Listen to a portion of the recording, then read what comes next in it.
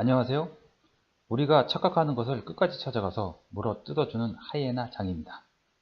지금부터 하나하나 하이에나처럼 물어 뜯어보겠습니다. 오늘은 첫 번째 시간으로 통제에 대해서 알아보도록 하겠습니다. 통제를 하면 과연 통제가 될까요?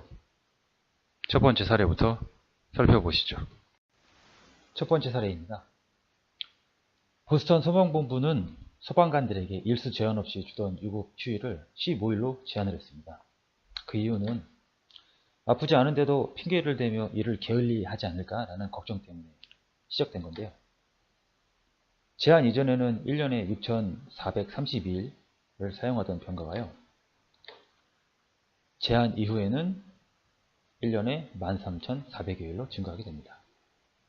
2배 정도 늘어나게 된 거죠.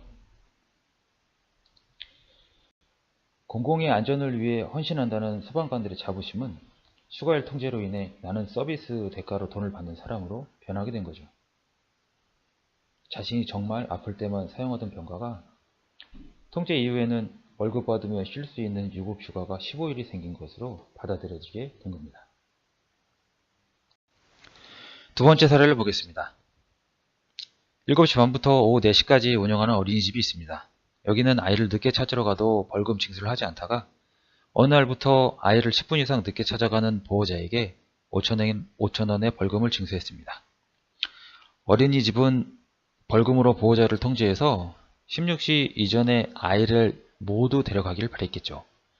하지만 벌금 부과 이전에 월 평균 아이를 늦게 데려가는 건수가 7에서 8회 위였던 것에 반해서 벌금으로 통제된 이후에는 한 달에 14회에서 18건으로 늘어나게 됐습니다. 이전과 비교하면 2배 정도 늘어난 거죠.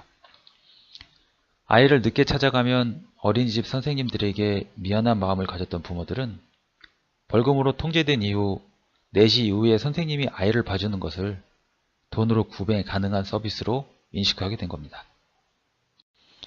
우리 회사도 한번 볼까요? 우수현장 포상금이라는 게 있습니다.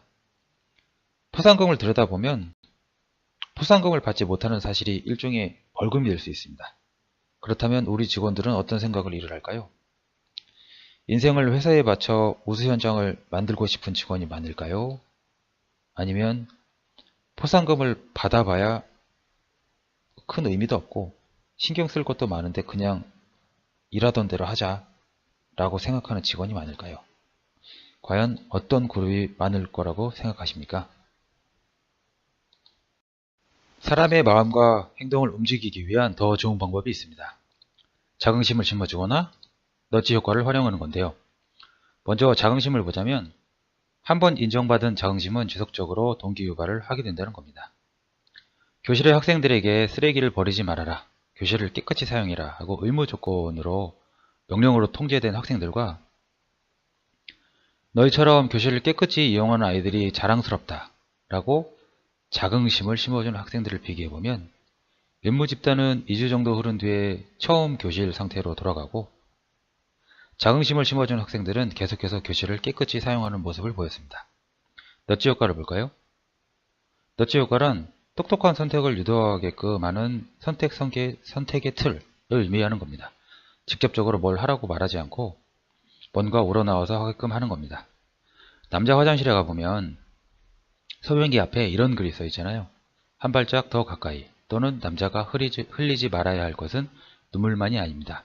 뭐 나름 재미있는 표현이긴 합니다만 변기 속에 파리 그림을 그려놓으면 이전과 비교해서 소변 튀는 양이 약 80% 감소한다고 해요.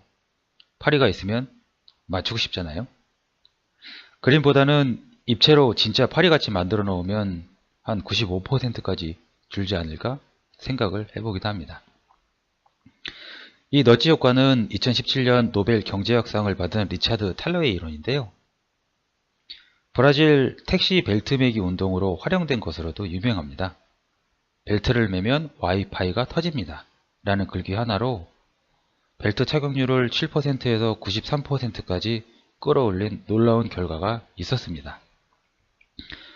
우리 회사 관리팀 그리고 우리 팀장님 너무 통제만 하려고 하시는 건 아닐까요? 어차피 통제해도 그때뿐이고 직원들은 팀장님들한테 반감만 사게 될 수도 있습니다. 통제를 얻으려고 하는 조과도 결국 반대의 결과가 될 수 있다는 것 꼭 생각해 봤으면 좋겠습니다. 지금까지 하이에나 장의 첫 번째 시간이었습니다. 끝까지 시청해 주셔서 감사하고요. 두 번째 시간에는 더 좋은 주제로 돌아오겠습니다. 감사합니다.